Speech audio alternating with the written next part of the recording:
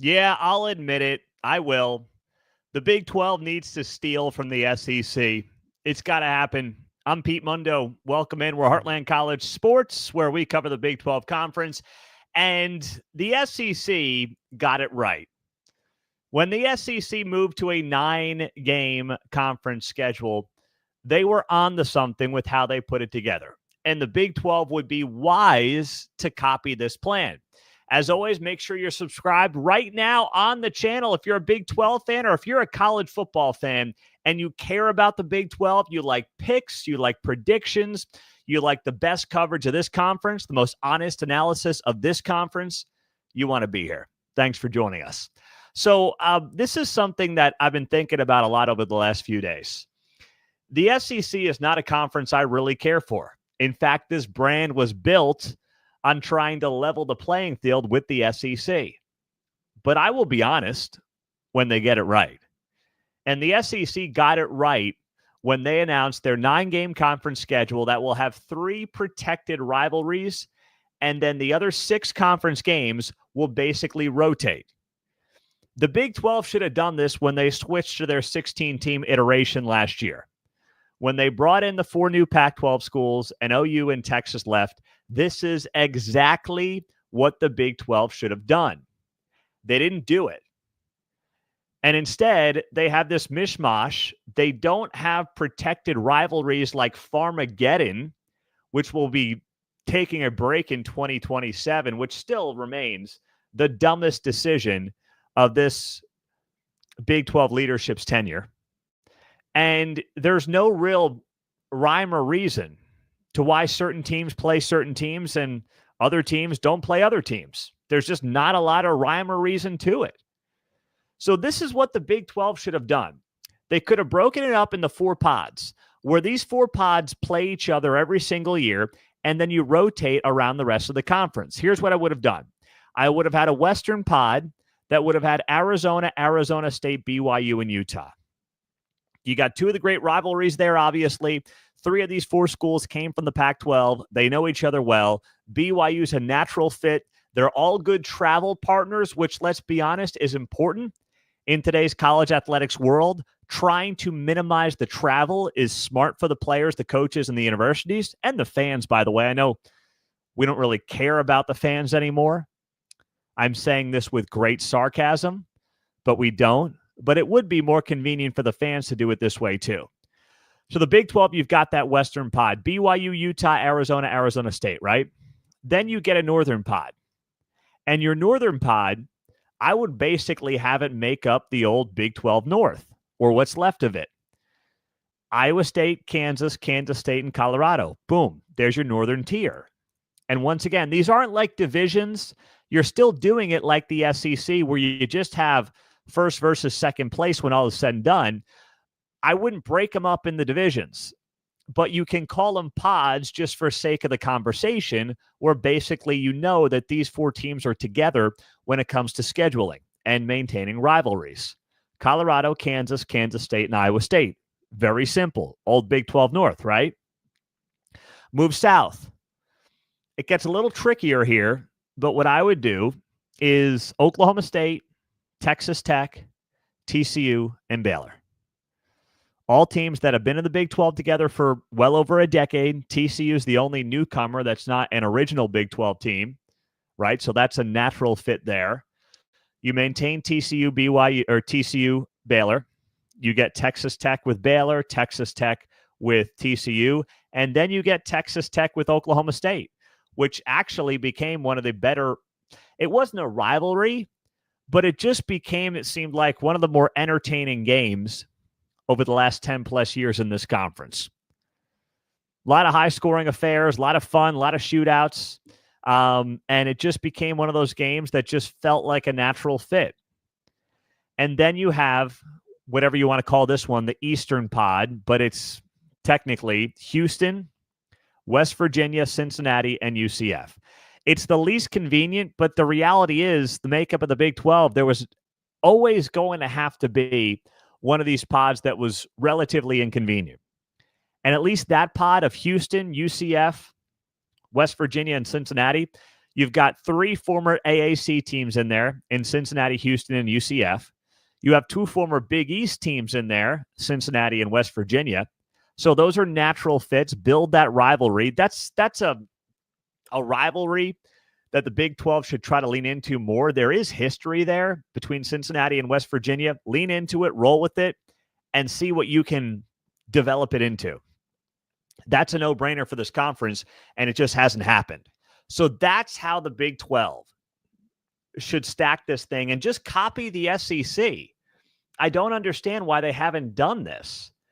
And when the SEC gets something right, I don't like to admit it, but I'm going to tell you, I'm going to be straight with you, and they did get this right. And the Big 12 is still trying to figure out why Farmageddon's not being played coming up in 2027. Well, I should say the fan base is trying to figure that out. Maybe not so much the people in charge, but the fan bases certainly are trying to figure that one out. So that's where we're at right now on the Big 12, the upcoming season. Week 1 is right around the corner. It's going to be a tremendous weekend. I can't wait. And we've got some news that we're going to be talking about here as well on the show. I'm Pete Mundo. If you're just joining us, please do make sure right now you are subscribed to the channel. All right. That's a big thing for us as we get the season started. It matters. It helps us with all these different algorithms and YouTube and things like that. So, excuse me, let's get it rolling. Let's get you guys in here. Some breaking news here as we get it rolling on the show. Hauss Hejny is in as the Oklahoma State starting quarterback. He is the TCU transfer. And this news just coming down here in the last few minutes of me going on the air. So Hauss Hejny is the guy at quarterback for Oklahoma State. UT Martin is who they're playing this weekend. And for the Cowboys, listen, he's the guy who probably has the higher upside, right? But I thought Zane Flores would have the edge because he had been in the system for a couple of years. But Hejny comes in, and he was a 4-star prospect coming out of high school. As a transfer, he was a 3-star guy. But if you go back to his high school days, he was top 200 player out of Aledo, Texas. He was a top 15 quarterback in the country. I mean, he was big time. And he had some major offers. He picked TCU. But, I mean, he could have gone to Nebraska. He could have gone to Baylor. He was getting offers from a lot of schools. Oklahoma State actually offered him. And now, of course, there he is as the starting quarterback. So having not been there, I can't sit here and tell you that I'm super confident in him being the guy. But listen, Mike Gundy's obviously hit on a quarterback or two in his day. I just hope, for the sake of Hauss Hejny and for the sake of Zane Flores and everybody involved there, this is not what it was 2 years ago. I know that 2 years ago, you look at this and you say, well, Mike Gundy had 3 quarterbacks he tried out for the first month of the season, and he got that team to a Big 12 championship. Do you know how difficult that is? You know how tough that is? Man, that is just so rare to sit here and expect a team to play 3 quarterbacks every game for a month and then make your conference title game, which they did. Don't play with fire if you're Mike Gundy. Pick Hejny, play him this week, roll into the Oregon game. Also, don't overreact to the Oregon game because, let's be honest, that may not go well for the Oklahoma State Cowboys. I would love to be wrong about that. But do I sit here and think that the Cowboys are going to Eugene to shock the world? I don't. I would love it to happen. Do you know how huge that would be for the Big 12? Oh my goodness, that would be tremendous. But I just can't get there right now. And I'm not there right now.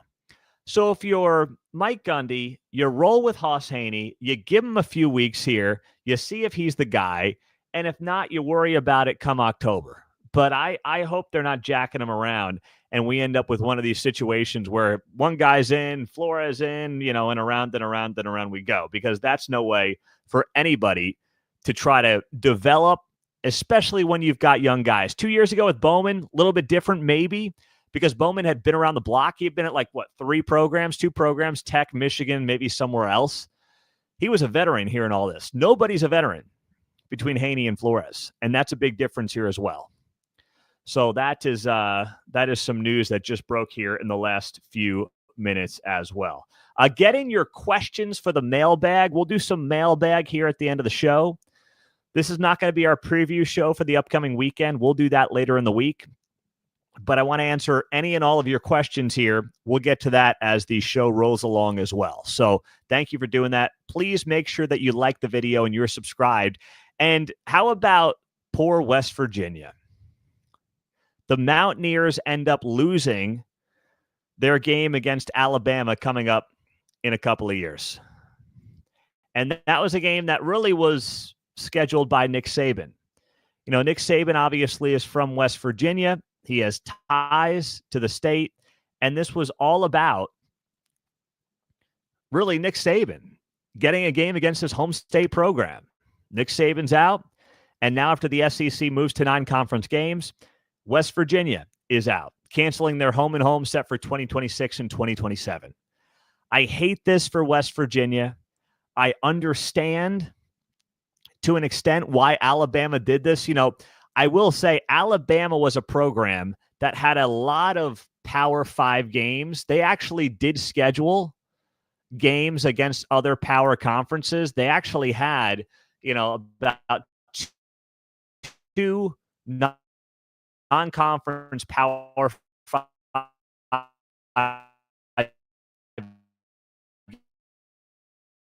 games per year when you look forward.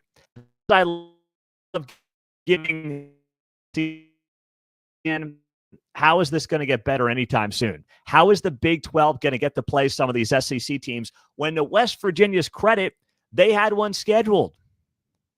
They were all set to play in one. And look at what happened. They got hosed.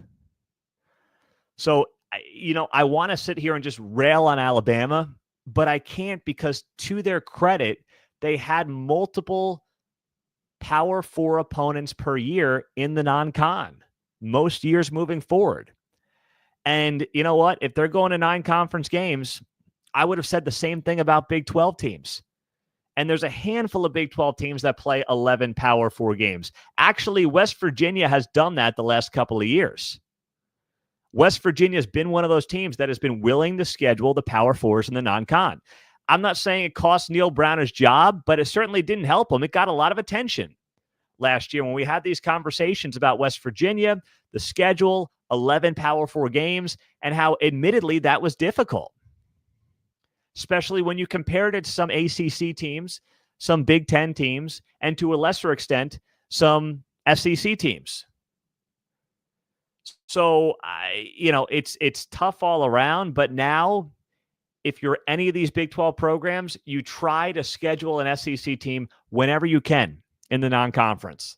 And I know that a lot of these schedules are locked out 10 plus years in advance, but you do what you can to try to get on there. And it's also why it's so important for the Big 12 to make sure that when they get into these college football playoffs, boy, they got to win a couple of games.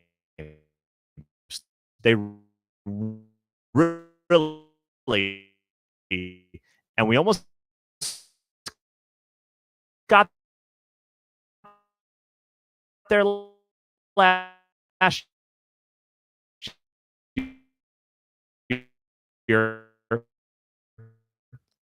Almost happened, of course, with Texas, or should have happened if not on heartlandcollegesports.com. That's where you can also join our free Heartland College Sports forums whenever, because I want to make sure that we get into the Farmageddon drama. If you didn't see this, Farmageddon had a lot of drama over the last couple of days. Okay. And it's mostly because of commentary that you may have seen on our X account at Heartland_CS. And what happened there is that a video of Reese Davis went viral, where Reese Davis was talking about the fact that there were those within the universities, Iowa State and Kansas State, along with, in his words, possibly Big 12 folks, who didn't want the moniker Farmageddon used during or ahead of last week's game between Iowa State and Kansas State.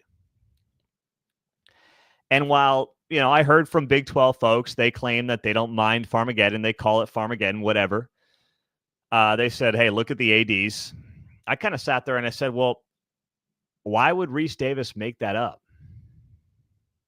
In many ways, the Big 12 is basically, by avoiding Farmageddon, trying to do what Cracker Barrel just did to itself. Let's figure out a way to sanitize a brand. Let's not embrace who we are. Let's not lean into it. Why would you Cracker Barrel yourself if you're the Big 12, if you're Iowa State, if you're Farmageddon?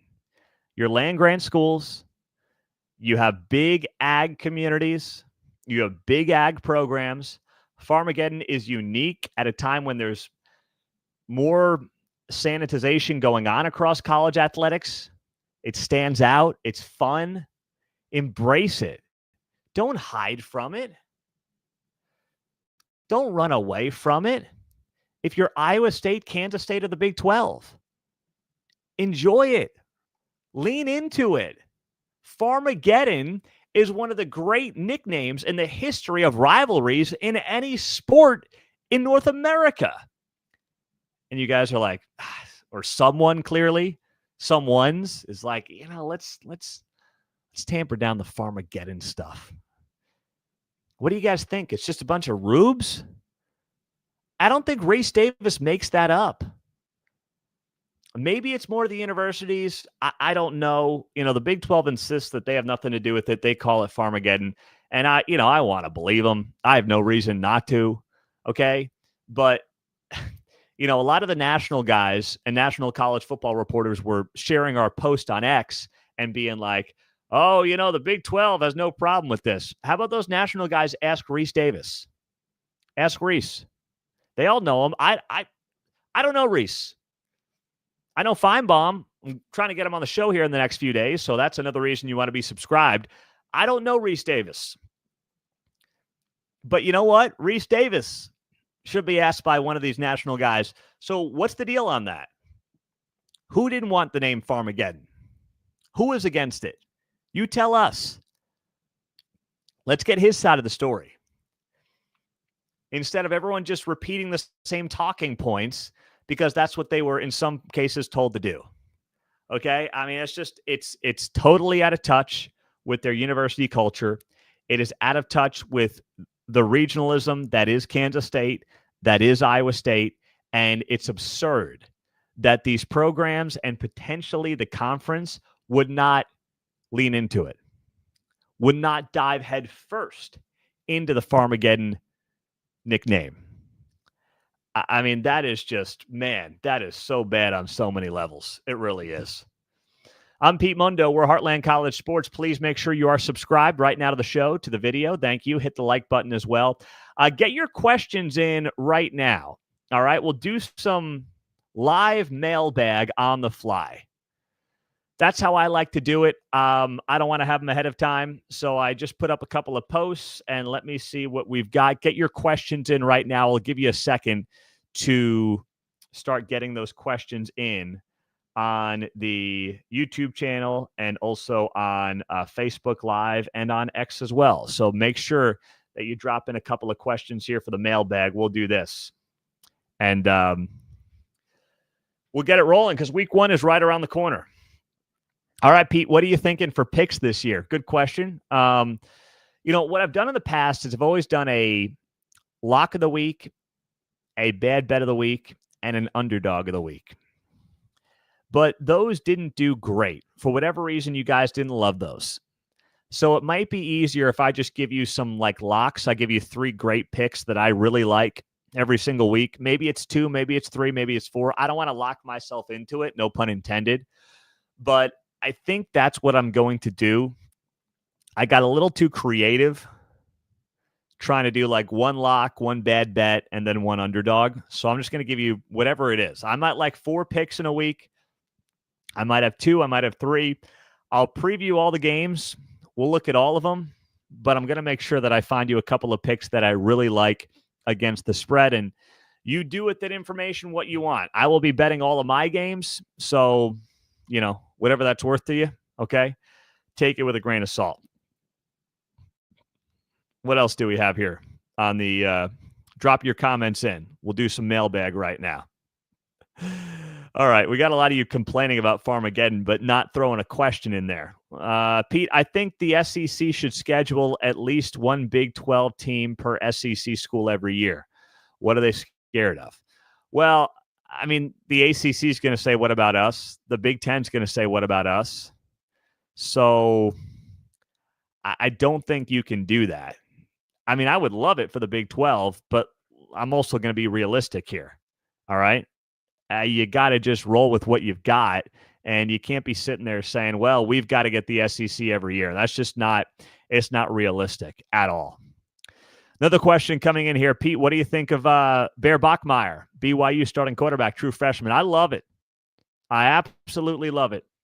Roll with the guy who's got a really high ceiling. Stick with the freshman. If you're not impressed by the veteran transfers, don't waste anyone's time. All right? Don't be like, I've got to start the veteran guy because I might get to a bowl game. If I'm Kalani Sitake, I'd rather go 5-7 with the freshman than 6-6 with the veteran. Get the freshman, 12 games under his belt. Figure out if he's the guy. If you feel like he is, you've got your starting quarterback who's got a lot of repetitions going into 2026. He won 7 games in the Big 12 last year. Kalani Sitake's fine. I don't want to say he's playing with house money. That's not fair to the program. But, he's in a very good spot. All right? Very good spot.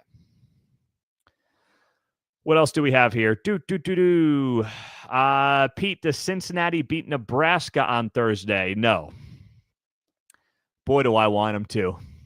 I think they'll cover the 6.5. But it's not going to be it may not be one of my picks of the week. But it probably won't be. But I think Nebraska will win the game, but Cincinnati will cover the 6.5. I was looking at this game earlier in the week, and I thought to myself, Nebraska does have a lot of weapons. Cincinnati's got a lot of new faces, especially on the back end of that defense. It'll take some time to gel and mesh. And Nebraska's loaded with weapons for Raiola. And that crowd in Kansas City is going to be 80-20 Nebraska. That's my bet. It's going to feel like a home game for the Nebraska Cornhuskers. I think that Cincinnati can hang in there. The offensive line is improved. They got some good transfers along the O-line. I think they'll be able to hold up pretty well offensively against the front seven for Nebraska. I just worry more about the other side and the defense holding up. The linebacking core plus Corleone up front should be the strength. But I can't get to the point of picking them outright. I just can't do it. All right, Pete, when the Buffaloes smash Georgia Tech, you will all look like stubborn mules and become believers. I don't know if that's a question.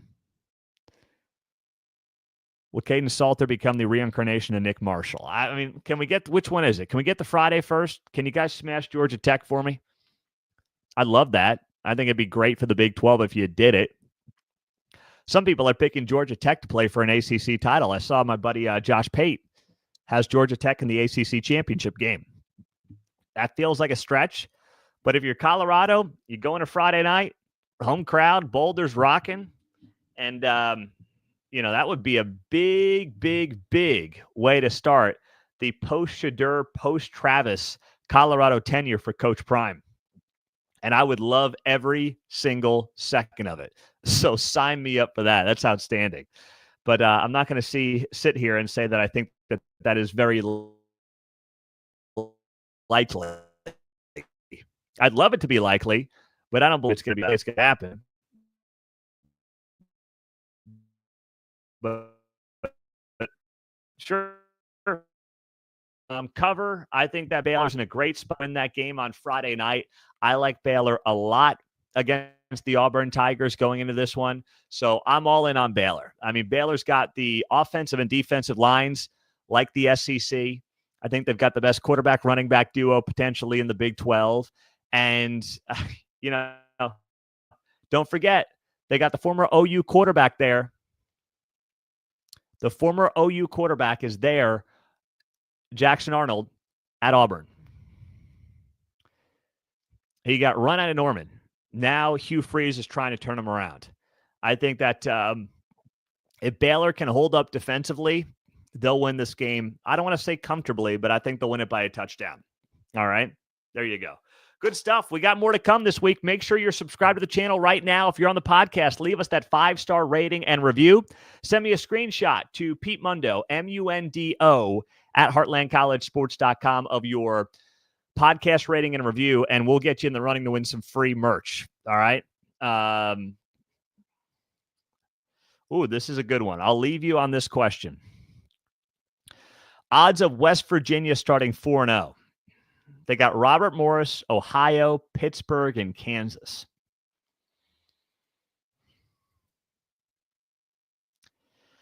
I'm going to say that's 35% chance of happening. Pitt's not good, but once again, I don't know how good West Virginia is. And you got to go to Kansas after the Kansas team I just saw on Saturday against Fresno State with Jalen Daniels. That's tough. Undefeated, I'll put it at 35% odds that West Virginia's 4-0 to start the season. All right. Hey, you want to keep the conversation going? Hop on our forums. They are free at heartlandcollegesports.com. Sign up. We'll see you there. I'm Pete Mundo. Go Big 12.